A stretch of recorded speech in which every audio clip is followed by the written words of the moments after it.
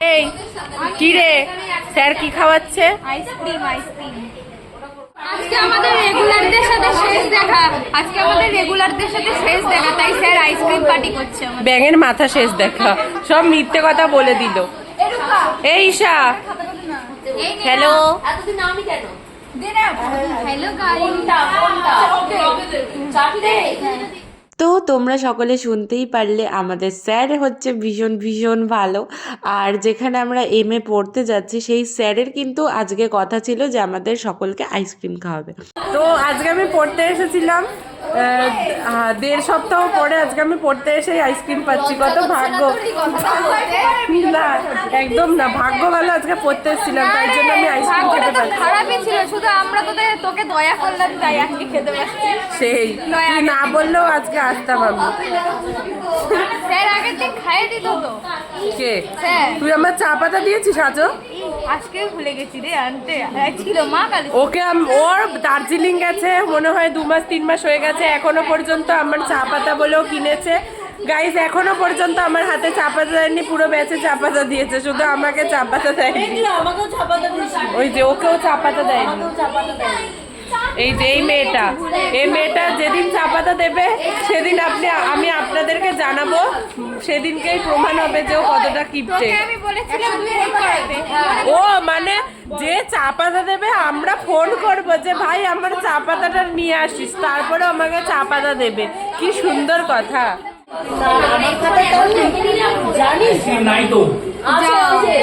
ওই তো আইসক্রিম নিয়ে চলে এসেছে। ভালো করে দাম একই নিয়েছে, যদি এই মাল 3টে পেয়েছি আর সব এইগুলো পেয়েছি।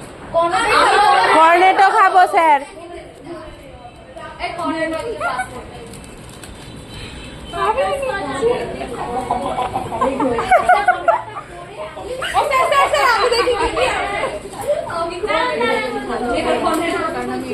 মিমি ভাবছে যেটাই পাই।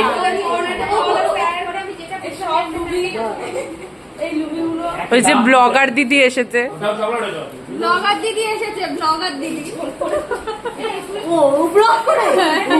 এ ভাই তোরা খা, ভিডিও করবো।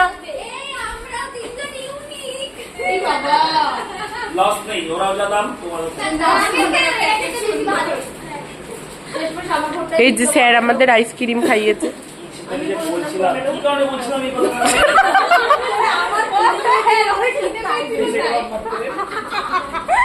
এরপর থেকে তোর খিদে পেলে বলবে বাইরে দিয়ে খেয়ে আয়।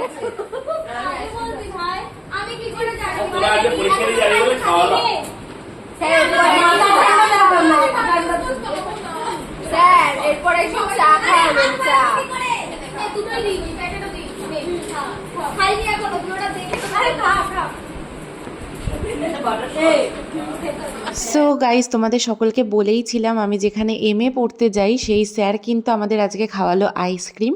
1.5 সপ্তাহ কিন্তু আমি পড়তে যাইনি আগে, আমার শরীরটা একটু খারাপ, অনেকটাই খারাপ ছিল। দেন আমি ভিডিও দিতে পারিনি, তোমাদের আগের ভিডিওতে বলেওছি। এমনকি শরীরটা খারাপের পরও আমার মামাবাড়িতে কালী পুজো ছিল, তো সেই জন্য সেসব কারণগুলো মিলিয়ে কিন্তু আমি পড়তে যেতে পারিনি। আর 1.5 সপ্তাহ পরে কিন্তু আজকে আমি পড়তে গেছি।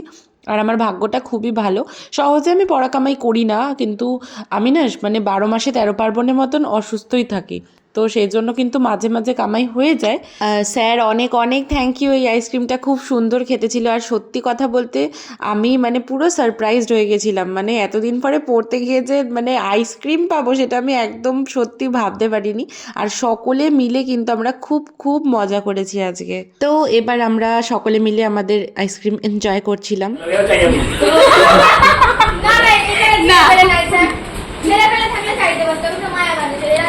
কে বলেছে মেয়েরা খায় না? আমি খাই না বলে সবাই খায় না? না না, যেটা সত্যি খায় তো, মেয়েরা খায় তো। ভাই না, সত্যি খাই না।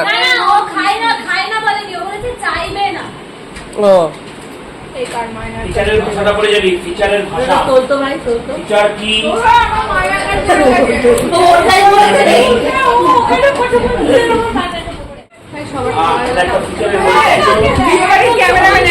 এমনি কপা কপ মুখে ঢোকা এরকম লজ্জা করে খাচ্ছিস কেন? তুই তো লজ্জা পাচ্ছিস কেন? তুই যেরকম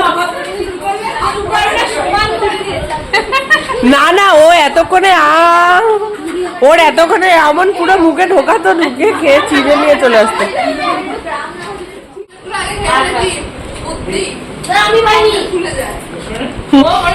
ভাই তোর খাবার টেকনিকটা কিন্তু সেরা। আর নেই, এখন যদি আরেকজন থাকতো না তাহলে বাটি আইসক্রিম খেত। কে স্যার? আরেকজন থাকলে বাটি আইসক্রিম খেত। ওর জন্যই মঞ্জু আসেনি। বল ভাই, কি বলবো, কেমন লাগছে? খুব ভালো। প্রশংসা কর স্যারের কাছে, যারা পড়তে আসবে আইসক্রিম পাবে। সবার থেকে ঘুরিয়ে ঘুরিয়ে প্রশংসাটা নেই, আমার থেকে আপনি বলুন কিছু, যারা পড়তে আসবে আইসক্রিম খাবেন তো? এই মেয়েটা ভিডিও ফুচকা খাওয়াবো, পাশে ফুচকা। ফুচকা বাকিগুলো বলবেন। আমি যতদূর জানি স্যার কিন্তু বিএ এমএ নেট পরীক্ষা সব কিছুই পড়ান। তো স্যারের কিন্তু এফবি নাম আছে জেডি দাস, আপনারা সার্চ করে দেখতে পারেন। আর যাদের মনে হবে তারা পড়তেও পারেন, যারা টিচার খুঁজছেন আর কি। তো এবার কিন্তু আমরা গিয়েছিলাম হোলি খেলবো বলে, মানে পড়ার ব্যাচ থেকে সকলে বেরিয়ে কিন্তু দোল খেলবো বলে রওনা হয়েছিল। হোলি খেলতে না, আমাদের পরীক্ষা, আমরা সবাই এখন হোলি খেলবো শেষমেশ, তারপরে পরীক্ষার জন্য প্রিপারেশন হবে।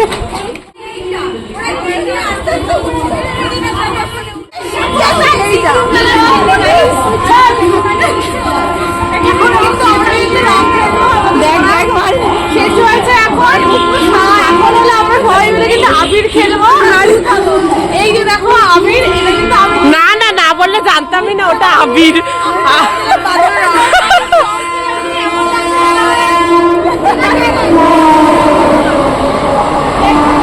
স্টেশনে আবির খেলতে দাঁড়িয়েছে সব।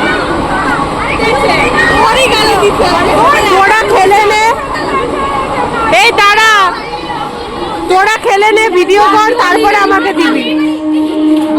আরেকটু, হ্যাঁ অল্প আমরা সোনার দোকানে যাবো,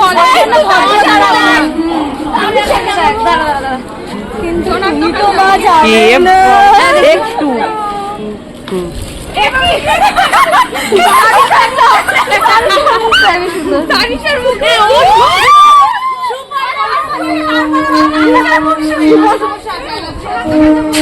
এ বাবা,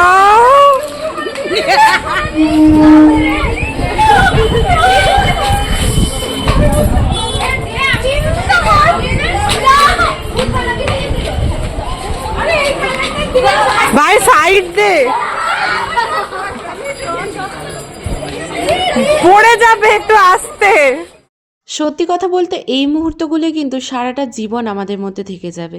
মানে একসাথে পড়ার ব্যাচে গিয়ে এই পড়া থেকে ফেরার পথে হোলির আগের দিন যে এই রং মাখামাখি, এই যে খেলবো হোলি রং দেবো না, এই ব্যাপারটা প্রচণ্ডভাবে স্মৃতিতে থেকে যায়। মানে সেই ছোটোর থেকে এই দোল উৎসবটা আমাদের কাছে যেন ভীষণ বড় একটা ব্যাপার, যেখানে সকলে মিলে আমরা এভাবে এতটা মজা করে দোল উৎসবটাকে সেলিব্রেট করি। মানে ব্যাচের থেকে বেরিয়ে এই যে সকলে মিলে হোলি খেলার যে ব্যাপারটা, এটা কিন্তু ভীষণ সুন্দর। আর সত্যি এটা না হলে না মনে হয় না ঠিক যে কি হোলিটা হয়েছে বলে। যখন স্কুলে পড়তাম বেশ তখন থেকে শুরু করে কিন্তু আজও আমরা এভাবেই হোলিটা সেলিব্রেট করি। আর আপনারাও কি আমাদের মতো এভাবেই হোলিটা সেলিব্রেট করেন? তাহলে অবশ্যই কমেন্ট করে জানান। যাই হোক, হোলি খেলা কমপ্লিট, এবার কিন্তু আমরা বাড়ির পথে রওনা হব। সো গাইস, আমরা হোলি খেললাম, ব্যাচের শেষটাও খুব ভালো কাটলো। তো দেখা হবে অন্য একটা ভিডিও, ততদিনের জন্য টাটা, দেখতে থাকো বংশ রিজিতা।